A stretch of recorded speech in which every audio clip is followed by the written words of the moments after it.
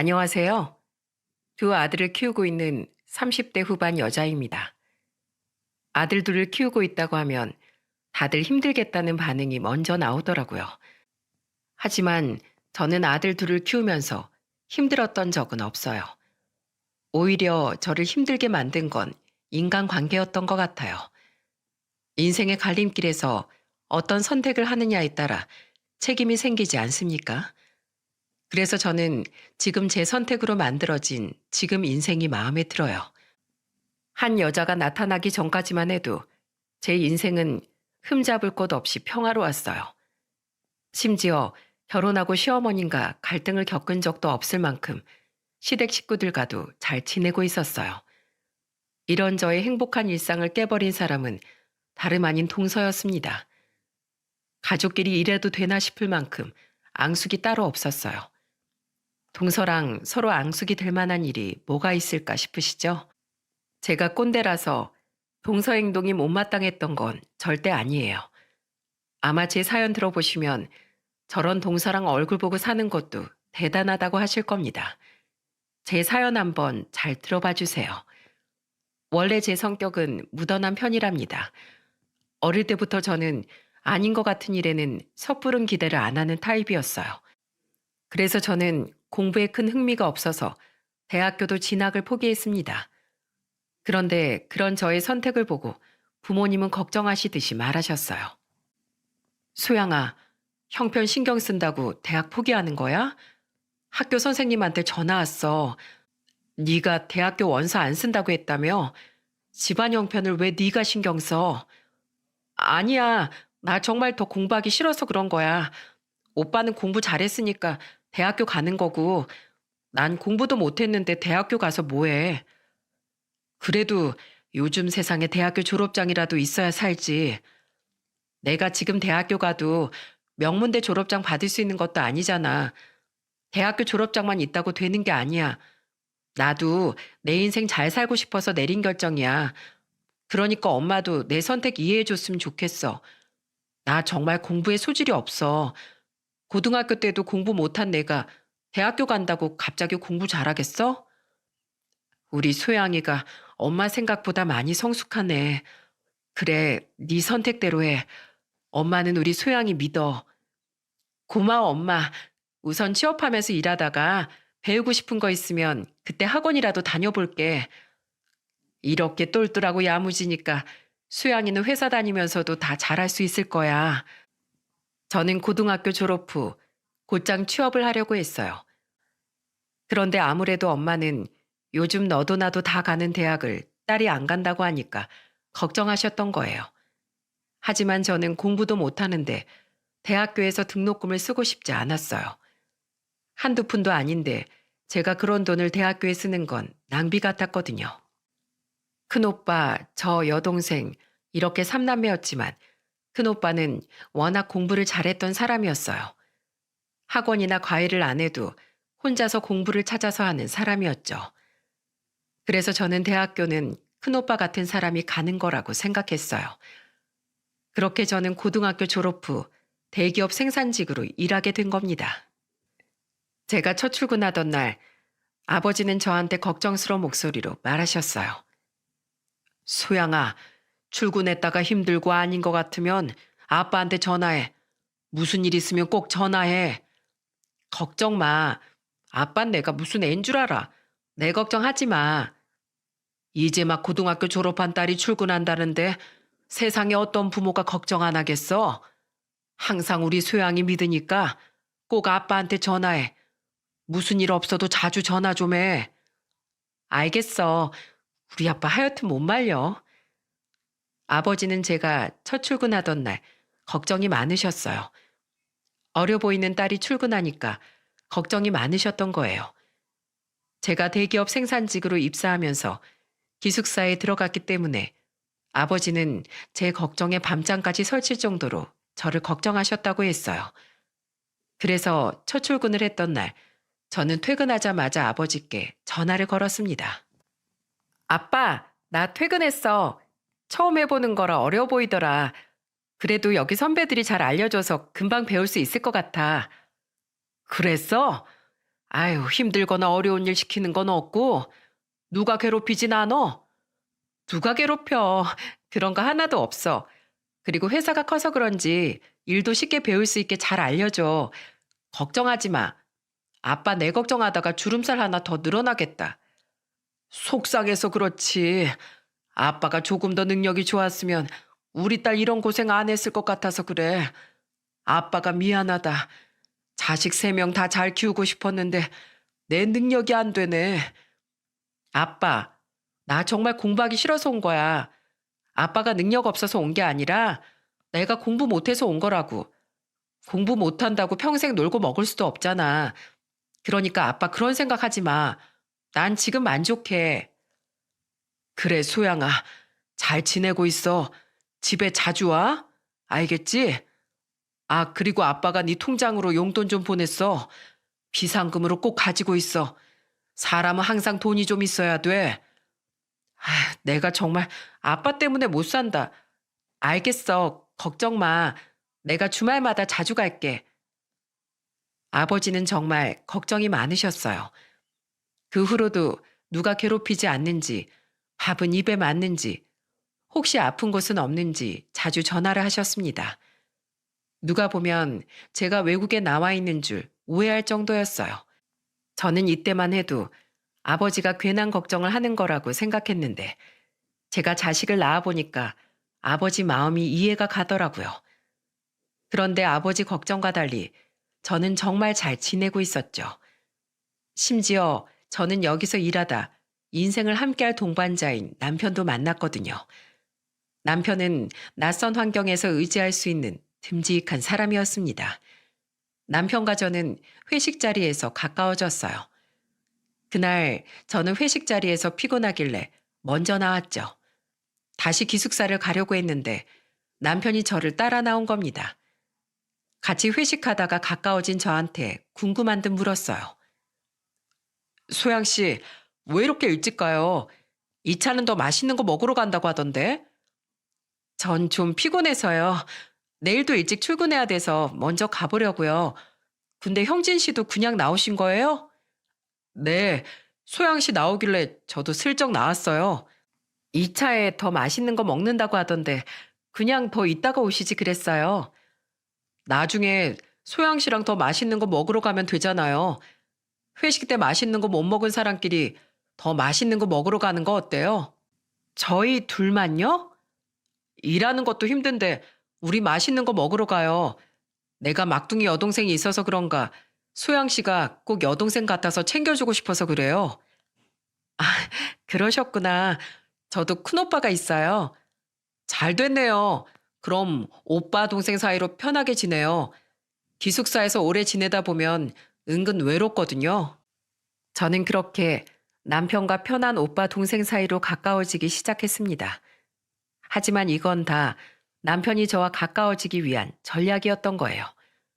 그때는 일 시작한 지 1년쯤 됐을 때였는데 그쯤 되니까 저도 생각이 많아지더군요. 심적으로 힘든 시기에 나타난 남편은 저한테 힘이 많이 됐어요. 쉬는 날 같이 드라이브 겸 타지로 가서 맛있는 음식을 먹기도 했습니다. 그러다 보니까 남편과 가까워지기 시작했고 저희는 오랜 시간 알고 지내다가 30쯤에 연인으로 발전하게 된 거예요. 연애하던 시절 저는 남편한테 월급 관리에 대해서 물어봤어요. 그러자 남편은 의외의 대답을 내놨습니다. 난 요새 여동생 학비 내주고 있어. 월급도 올랐으니까 그 정도는 해주고 싶어서. 정말? 대단하다. 오빠보다 12살이나 어린 동생이라 그런가? 그렇지. 여동생이 늦둥이라 괜히 좀 챙겨주게 되는 게 있더라. 자식 나오면 이런 기분이려나? 내가 30 초반인데 여동생은 아직 대학생이잖아. 진짜 어리긴 하다. 오빠가 어깨가 무겁겠는데? 그래도 잘 따르고 엄청 착해. 나중에 내가 정식으로 소개해 줄게. 저도 여동생이 있었지만 저는 여동생과 나이 차이가 많이 나진 않았어요. 그래서 남편이 늦둥이 여동생 챙기는 마음도 이해가 가더라고요. 그렇게 저는 결혼 전에 신우를 남편과 같이 만났던 적이 있었어요. 셋이 만난 자리에서 신우는 밝은 목소리로 말했습니다. 전 집에 오빠들만 있어서 언니 있는 친구들이 너무 부러웠거든요. 아, 그랬어요? 그럼 그냥 나한테도 언니라고 불러요. 정말요? 저 너무 좋아요. 나랑은 7살 차이 나잖아요. 편하게 언니라고 불러요. 우와, 나도 언니 생겼네. 언니 말 편하게 해요. 그래야 진짜 언니 동생 같잖아요. 그럴까, 그럼? 그럼 우리도 말 편하게 하자. 밝은 성격이었던 신우는 첫 만남에 금세 가까워졌어요. 그래서 그날 이후 셋이 종종 만나서 밥도 먹고 영화도 보면서 지냈죠. 그러다 제가 남편과 결혼을 약속했을 때 신우는 저한테 작은 선물을 건네면서 말했습니다. 언니, 이거 내 선물이에요. 이게 뭐야? 돈이 어디 있어서 이런 걸 준비했어. 요새 취업 준비도 어렵다는데. 그동안 너무 밥을 많이 얻어먹어서 내가 정말 언니한테 꼭 해주고 싶었어요. 비싼 것도 아니에요. 나중에 취업하면 진짜 좋은 거 해줄게요. 너무 예쁘다. 고마워. 나 정말 잘 쓸게. 난 비싼 거 다 필요 없어.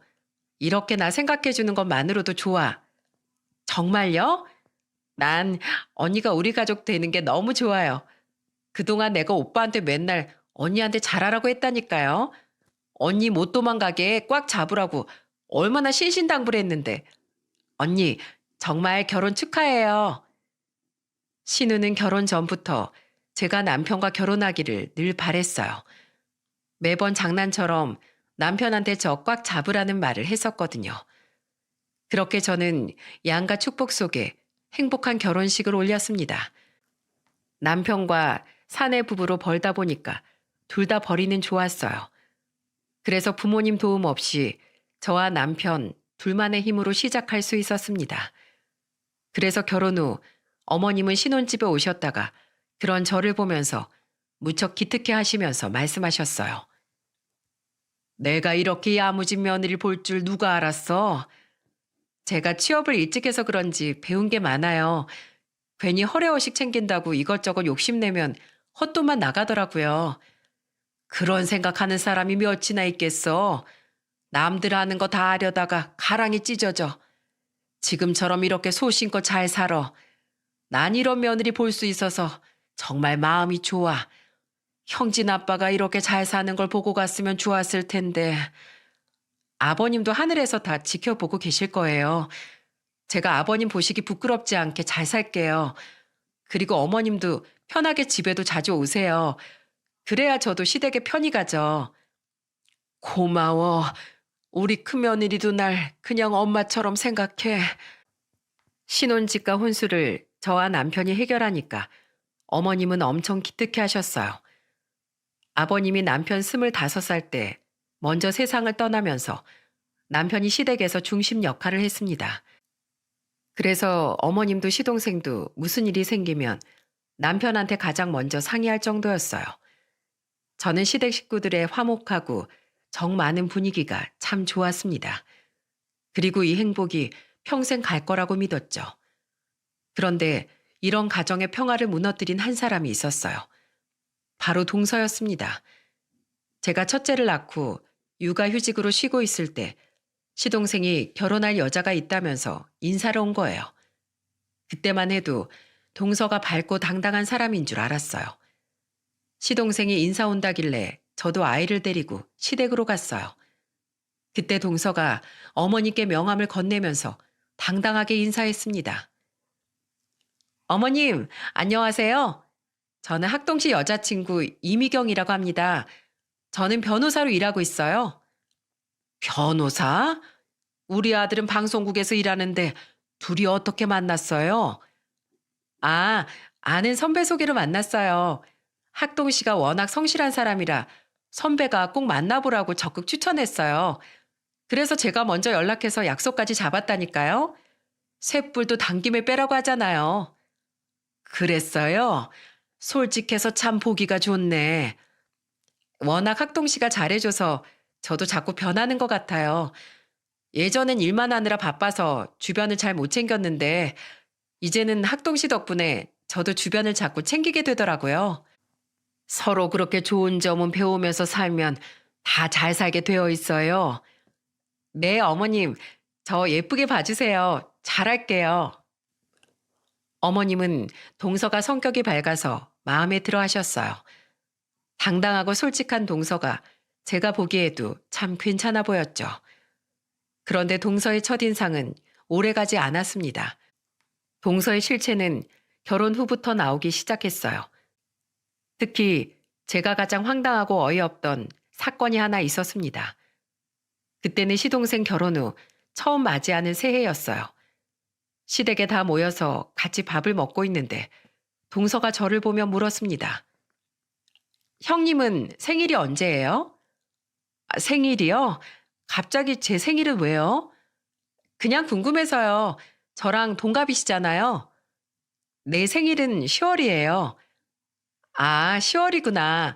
전 5월이거든요. 제가 먼저 태어났네요. 아, 그렇게 됐네요. 어차피 동갑인데 서로 편하게 말하는 건 어때요? 생일 따져보면 어차피 내가 몇 개월 먼저 태어났으니까 언니잖아요. 안 그래요? 우리 그냥 편하게 불러요. 형님이라고 하기도 민망해요. 친구처럼 지내면 더 가깝고 좋을 것 같은데요? 동서는 갑자기 밥을 먹다 말고 편하게 부르자고 말하는 거예요.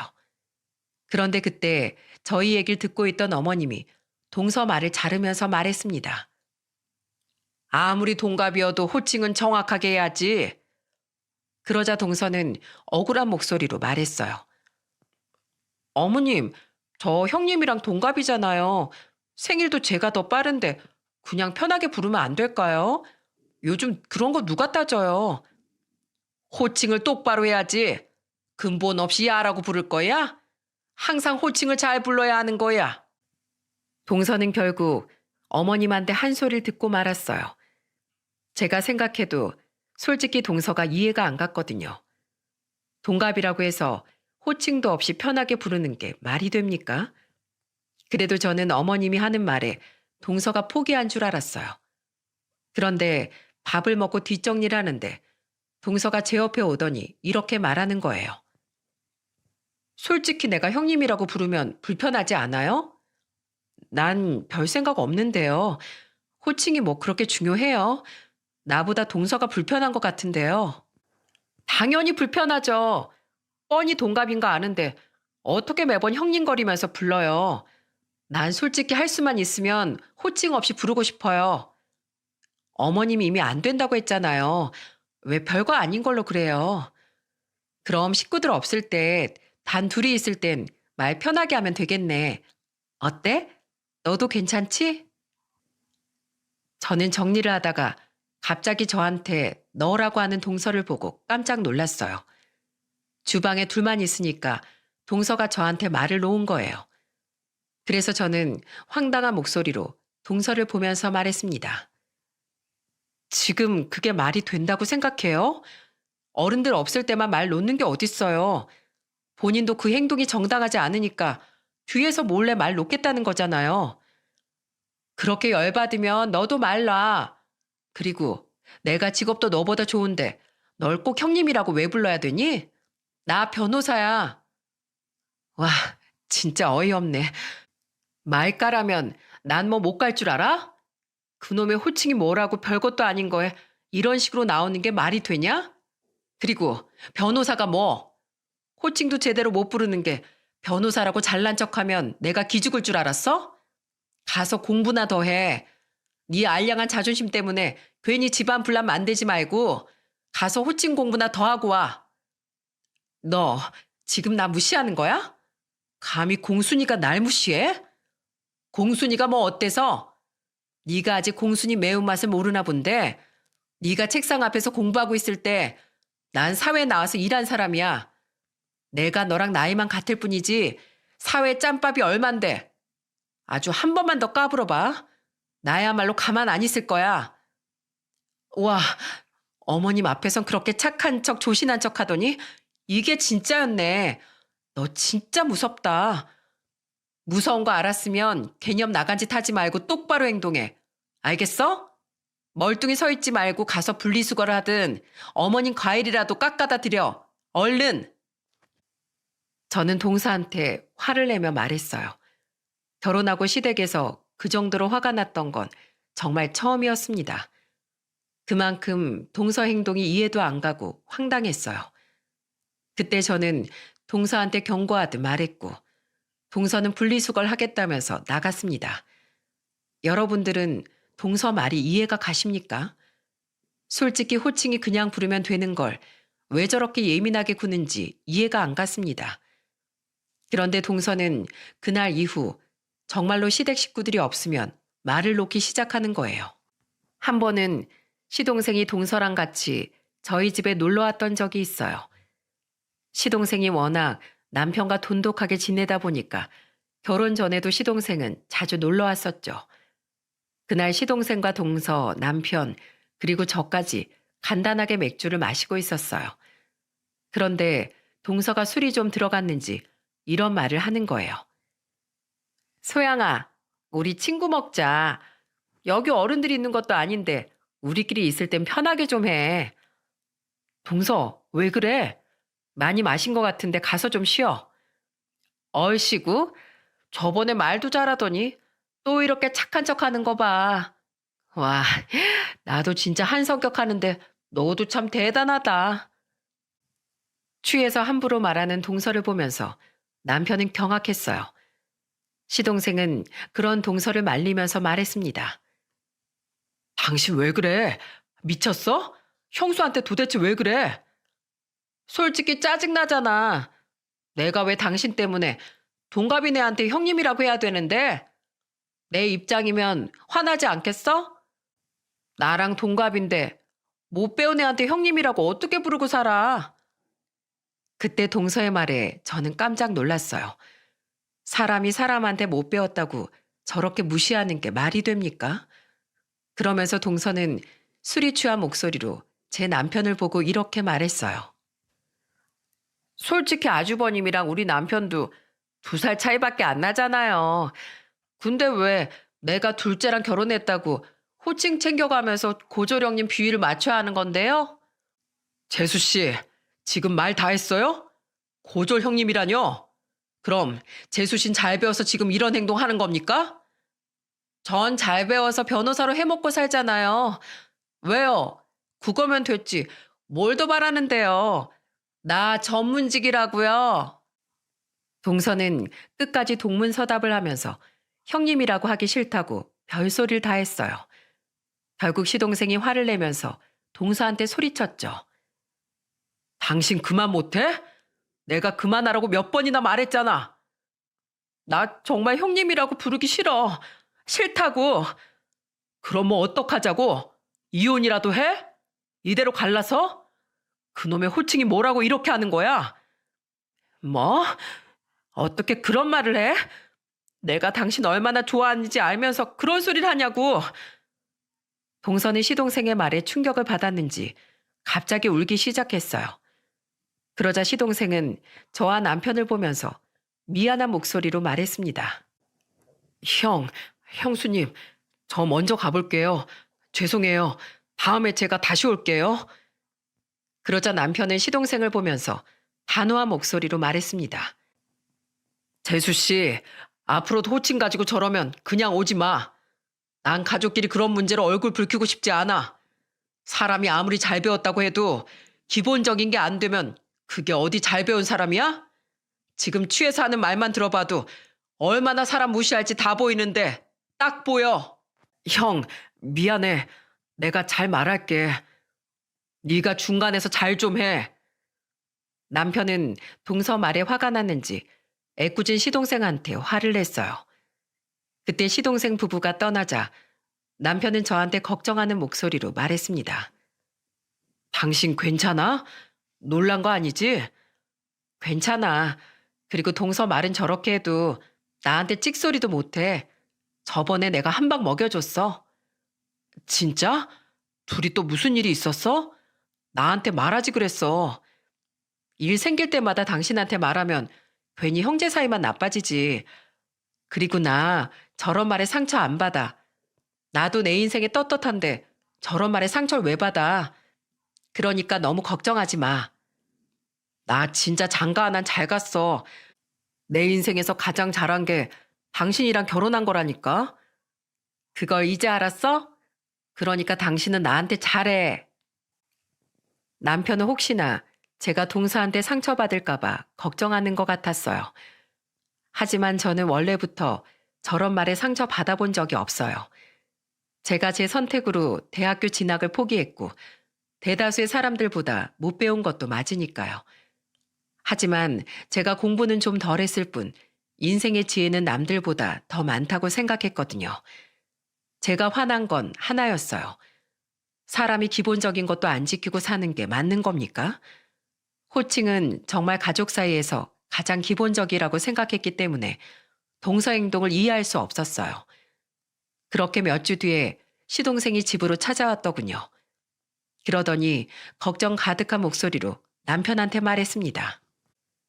형은 결혼하고 더 잘 사는 것 같은데 난 결혼하고 폭탄 끌어안고 사는 것 같아. 왜? 무슨 일이야? 설마 또 재수 씨야? 어, 지금 일하는 로펌도 세 번째 옮긴 거야. 어쩜 그렇게 가는 곳마다 싸우고 나오는지 모르겠어. 맨날 집에 오면 이 사람이 싫다, 저 사람도 싫다 투덜거리는데 이젠 아주 듣기도 싫죠. 어느 정도길래 그래? 재수 씨 그냥 보기엔 당당하고 자기 일 열심히 할 것 같은데 그 정도란 말이야? 형, 말도 마. 두 번째 다녔던 로펌에서는 같이 일하는 변호사가 마음에 안 든다고 물까지 뿌리고 나왔어. 뭐? 사람한테 물을 뿌려? 그건 너무 화풀이하는 거 아니야? 자기 마음대로 일이 안 풀리면 꼭 저런다니까. 아유, 너도 걱정 많겠다. 살다 보면 달라지긴 하려나. 난 더도 말고 덜도 말고 형수 반만 닮았으면 소원이 없겠다. 시동생은 괴팍한 동서 성격에 지쳐 보였어요. 저도 동서 성격이 저 정도인 줄은 몰랐는데 들어보니까 정말 심각하더군요. 그렇게 시간이 좀 흘러서 저는 둘째를 낳아서 키우고 있었어요. 동서도 그 사이 예쁜 딸을 낳아서 시동생과 세 식구 살고 있었습니다. 동서가 딸을 낳았을 때 시동생은 남편을 보면서 말했어요. 그래도 애 키우다 보면 성격도 달라지겠지. 지금도 우리 집사람 애기 돌보느라 정신없어. 그래, 너도 자꾸 재수씨 단점만 보려고 하지 말고 좋게 좋게 생각해. 잘한다 잘한다 해야 사람이 변하지. 시동생은 딸이 태어나고 동서가 조금 변한 것 같다고 좋아했어요. 하지만 이건 다 잠깐이었습니다. 저도 동서가 아이를 키우면서 달라질 줄 알았는데 사람 본성이 잘 안 변하더라니까요. 이걸 어떻게 알게 됐는지 아십니까? 동서가 아이를 낳고 자기 이름으로 개인 변호사 사무실을 차린 거예요. 그래서 개업식에 시댁 식구들만 초대했던 적이 있었어요.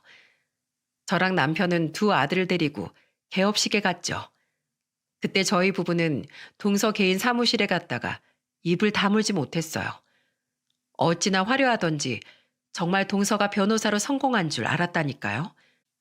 바닥부터 벽은 온통 대리석이고 책상과 의자도 다 비싸 보였어요. 어머님도 동서 사무실을 보고 놀란 목소리로 물었습니다. 너 이런 사무실이 유지가 가능한 거냐? 무슨 사무실이 운동장 같네. 어머님, 저 변호사예요. 이 정도 문제 없어요. 그리고 의뢰인들도 사무실을 잘 갖춰놔야 온다니까요. 그래, 네 능력 좋으면 이런 거 차려놓는 것도 나쁘지 않지. 사무실이 아주 멋있네. 동서 변호사 사무실을 두리번거리면서 어머님은 감탄했어요. 저와 남편도 넓고 화려한 동서 사무실에 깜짝 놀랐죠. 그러다가 제가 잠깐 화장실을 다녀왔는데 동서가 저를 따라온 거예요. 그러더니 저를 보고 비아냥거리며 말하더군요. 야, 내 사무실 어때? 내가 저 정도야. 너랑은 급이 다르다고. 또 그 급타령이야? 그래, 너 잘났다. 뭐야? 너 지금 나 놀려? 부러우면 솔직히 부럽다고 해. 괜히 아닌 척하는 게 더 불쌍해 보여. 내가 널 왜 부러워해? 너야말로 기본이나 하고 살아. 꼭 너처럼 기본도 안 되어 있는 애들이 자기 발등 자기가 찍던데 너도 조심해. 야, 너 지금 개 없이 와서 초치는 거야? 너 미쳤어? 미친 건 너지.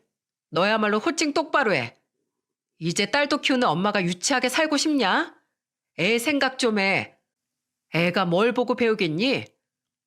네가 뭔데 내 새끼 걱정이야? 너 하는 걸 좀 봐. 걱정 안 하게 생겼나? 네 딸한테 똑같이 가르쳐 줘봐. 동갑이면 아무한테나 막 말 놓고 야, 너 거리라고. 그렇게 당당하면 네 딸한테도 너 하는 거 똑같이 가르쳐. 이게 진짜? 너 가만 안 둘 거야. 두고 봐. 어이구, 그래. 내가 아주 무서워서 오금이 저린다. 제발 뭘 좀 보여줘봐. 제가 비아냥거리면서 말하니까 동서는 저를 노려보기까지 했어요. 정말 너무 유치해서 웃기더라고요. 그래도 저는 남편과 동서 개인 사무실을 보고 집으로 가는 길에 감탄하기도 했어요. 남편은 저한테 이런 말을 했습니다. 난 학둥이가 맨날 재수 씨가 화만 내고 로펌 옮겨 다닌다고 하길래 일을 어떻게 하나 싶었는데 그래도 잘하나 봐. 개인 사무실까지 떡하니 차린 거 보니까 대단하네. 그러게. 나도 사무실이 너무 화려해서 깜짝 놀랐지 뭐야. 역시 변호사는 변호사야. 그래도 저렇게 일이라도 잘하니까 다행이다. 저는 남편과 집으로 가는 길에 새삼 동서가 능력 있는 변호사구나 생각하기도 했어요. 그런데 이런 감탄도 그리 길게 가지 못했습니다. 동서가 변호사 사무실을 개업하고 8개월쯤 지났을 때 시동생이 술을 한 잔 걸치고 온 거예요. 그래서 남편은 시동생을 보고 놀라면서 말했습니다. 야, 넌 재수 씨가 개인 사무실까지 차려놓고 일하는데 표정이 왜 그래? 꼭 집안에 우환이 잔뜩 낀 사람처럼 왜 그러고 다녀? 아휴, 형, 변호사도 잘 돼야 좋은 거야. 그 사무실 다 대출이야, 대출. 자기 변호사니까 대출 잘 나온다고 무리해서 차린 거라니까. 다 대출이라고? 에이, 그래도 일하면서 갚으면 금방 갚겠지. 일을 잘해야 갚지. 다 어떻게 갚으려고 하는지 모르겠어. 처음엔 그냥 작게 하자고 해도 말도 안 들어. 근데 8개월 만에 일하던 사무장이 도망가 버려서 지금 업무도 꼬이고 난리도 아니래. 일하던 사무장이 왜 도망가? 일하는 사람이 그렇게 도망가도 되는 거야? 남편은 궁금해서 시동생한테 이것저것 물었어요. 그러자 시동생은 소주를 한 잔 더 마시더니 한숨을 내쉬면서 말했습니다. 무슨 90년대도 아니고 아내가 맨날 사무장한테 쌍욕하고 정강이까지 자는데 누가 견뎌? 요즘 시대 그런 사람이랑 누가 일해? 신고만 안 당해도 다행이겠어. 같이 일하는 사람한테 왜 그래? 소송해서 지면 화풀이 하는 거야. 자기가 변호 제대로 못한 거면서 사무장을 쥐잡듯이 잡았나 봐. 근데 엊그제 소송 또 졌으니까 그 사무장이 또 난리칠 게 뻔해서 도망친 거야. 아주 야반도주 하듯이 도망쳤더라. 저는 같이 일하던 사람이 야반도주했다는 말에 경악했어요. 아무리 성질이 더러워도 공과 사는 구분해야 하는 거 아닙니까? 그때만 해도 우리 부부는 역시 변호사는 다르다고 감탄했는데 동서 실체에 정말 놀라울 뿐이었어요. 그래서 저는 시동생을 보면서 걱정스럽게 물었습니다. 그래도 소송은 많이 들어오는 거 아니에요? 그렇게만 들어와도 금방 대출 다 갚을 수 있을 거예요. 형수님, 개업하고 처음엔 많았는데 지금은 승소율이 20%도 안 되니까 그마저도 별로 없어요. 승소율이 20%요? 뭘 어떻게 하길래 그래요? 소송 10번 중에서 2개 정도 승소하고 8번은 패소해요. 요즘은 인터넷이 잘 되어 있으니까 이런 거 누가 후기라도 남기면 잘 안 오려고 해요.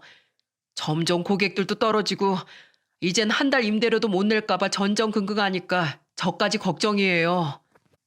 아휴, 어떡하면 좋아요. 근데 처음에는 다 실수도 하고 그래요. 아직 개인 사무실 차린 지 1년도 안 됐잖아요. 조금만 지켜봐요. 아, 1년도 안 됐는데 벌써 사무장이 도망간 거 보니까 앞으로가 더 걱정이에요. 정말 걱정을 안 할래 안 할 수가 없어요. 지금 그냥 빚 좋은 개살구라고요. 시동생은 근심 가득한 얼굴로 술을 마셨어요. 그걸 보니까 저도 마음이 안 좋았습니다. 그래도 저는 곧 괜찮아질 거라고 생각했어요. 개인 사무실은 처음이니까 동서가 방황하는 걸 수도 있다고 생각했죠. 하지만 동서는 결국 어떻게 됐는 줄 아십니까? 몇 년 버티더니 결국 임대료를 못 견디고 폐업을 하고 만 거예요. 대충 어떤 상황인지 알고 있으니까 시동생이 걱정되긴 했어요. 그러다가 어머님 생신이라서 시댁에 모두 모였던 날 어머님이 동서를 보면서 걱정하는 목소리로 말했습니다. 너 사무실 폐업했다면서? 그렇게 잘 차려놓고 왜 더 안 하고 접는 거야? 저 아는 지인 변호사 사무실에서 같이 일하기로 했어요. 어머님 걱정 마세요. 저 변호사예요. 어머님 가게에 진상 오면 저한테 말하세요. 제가 법으로 매운맛 좀 보여줄게요. 어머님은 동서의 실체를 전혀 모르고 계셨어요. 그래서 동서의 말에 그저 웃으면서 든든하다고 말하셨어요. 어머님이 꼬리곰탕 식당을 운영하셨기에 동서 말이 든든하셨을 것 같았어요. 그래서 저도 동서를 보면서 웃으며 말했습니다. 어머님, 든든하시겠어요. 동서 무서워서 어디 진상 손님은 근처도 못 오겠는데요? 저는 어머님과 같이 웃었어요. 그런데 잠시 뒤 동서가 주방에 있는 저한테 오더니 신경질적으로 말하는 겁니다. 너, 나 동정하는 거야? 변호사 전문직이라 개인 사무실 없어도 잘 나가. 너 같은 공순이랑은 급이 다르거든? 야, 요즘 변호사가 다 똑같은 줄 알아? 변호사가 변호사 다와야 돈을 벌지. 생각을 좀 넓게 가져. 그런 편협한 생각으로 사니까 소송에서 지기만 하지. 저는 그렇게 말하고 거실로 얼른 도망쳤어요. 솔직히 요즘 변호사들 다 잘 버는 것도 아니에요. 워낙 변호사가 많으니까 한 달에 200만 원 겨우 버는 변호사도 많습니다. 그런데 계속 저렇게 도발하니까 저도 참을 수 없어서 했던 말이었어요.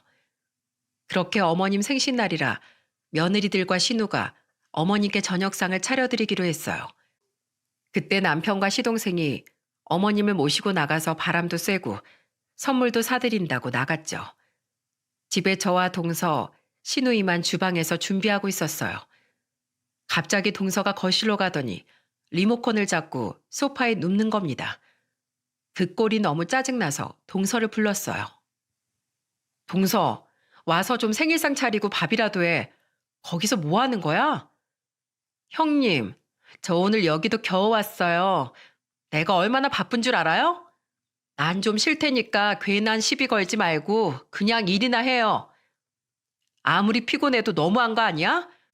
여기 다 일하다 온 사람이야. 그 순간 제 말에 동서는 자리에서 벌떡 일어나더니 제 앞으로 와서 화를 내며 말했습니다. 이게 진짜? 형님 해주니까 주제를 모르고 명령질이네. 공순이 주제. 야, 너 나랑 동갑이잖아. 우리 거지 같은 우리나라 족보 때문에 내가 형님이라고 불러주면 감사한 줄 알아. 사회 나오면 넌 내 발톱 떼만도 못해. 직업도 천한데 내가 공경하겠냐?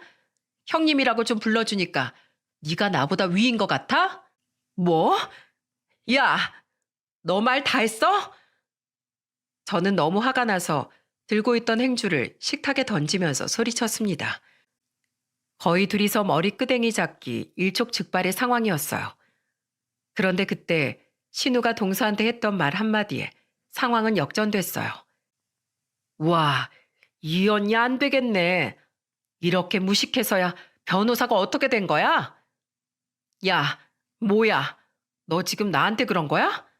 나보다 12살이나 어린 게? 그래, 너 보고 그랬다 왜? 나이가 뭐? 어른이 어른 같아야지. 원래 어른한테 다 배우는 거야. 그래서 지금 네가 한 짓이랑 똑같이 하고 있잖아. 이게 진짜 어디서 눈을 부릅뜨고 덤벼? 야, 너 호칭 똑바로 안 해? 왜? 방금 너한테 배운 거잖아. 지금 계급장 떼고 같이 싸우자는 거 아니야? 야, 너 미쳤어? 너야말로 가만 안 둘 거야. 저는 동서가 신우를 때리려고 손을 번쩍 드는 걸 보고 깜짝 놀라 신우 앞으로 막아섰어요. 그래서 동서는 얼떨결에 신우가 아니라 제 머리를 친 겁니다. 그런데 그 순간 무슨 일이 있었는지 아십니까? 바로 외출했던 어머님과 시동생 남편이 문을 열고 들어온 겁니다. 그때 동서가 저를 때린 걸 보고 시동생이 고함을 지르며 소리쳤어요. 당신 미쳤어? 넌 진짜 구제불능이다. 여보, 그게 아니라 난 아가씨랑 말하고 있었는데 형님이 끼어든 거야. 동서 말에 저는 기가 막혔어요. 그때 신우가 시동생을 보면서 말했습니다. 오빠, 세원이가 먼저 야, 너 거리고 반말했어. 자기 변호사라고 사람을 얼마나 개무시했는데? 신우 말에 시동생은 한숨을 쉬더니 동서를 보고 소리쳤어요. 야, 나 더 이상은 못하겠어. 맨날 가는 곳마다 싸움 만들고 시비 붙고 오는 너랑 도저히 못 살겠다고. 내 딸이 너 보고 배울까봐 겁나. 이혼하자. 여보, 그게 무슨 말이야. 여보. 동서는 울면서 매달렸어요. 그러자 어머님이 동서를 보고 고함을 치며 말씀하셨죠. 내가 너 손윗 사람한테 그러지 말라고 했지? 집에서 새는 바가지 밖에서도 샌다고 했어, 안 했어? 집에서부터 행동을 조심해야 밖에서도 잘하지. 네 딸이 뭘 보고 배우겠어? 동서는 그저 주저앉아서 울기만 했어요. 시동생은 그런 동서를 보면서 화난 목소리로 소리쳤습니다. 당신 일어나. 지금 가서 나랑 이혼 도장 찍어. 난 우리 딸, 너 같은 엄마 밑에서 절대 못 키워. 엄마 없는 딸로 어떻게 키워? 여보, 제발 기회를 줘. 나 잘할게. 시동생은 애원하는 동서를 질질 끌고 데리고 집으로 갔어요. 어머님은 저를 다독이면서 말씀하셨습니다. 네가 마음고생이 많지? 미안하다. 난 앞뒤가 저렇게 다른 애인 줄 몰랐어. 아니에요. 그나저나 어머님 생신인데 어떡해요? 식사가 아직이에요. 이 나이에 생일이 뭔 대수야? 저녁은 그냥 나가서 먹자.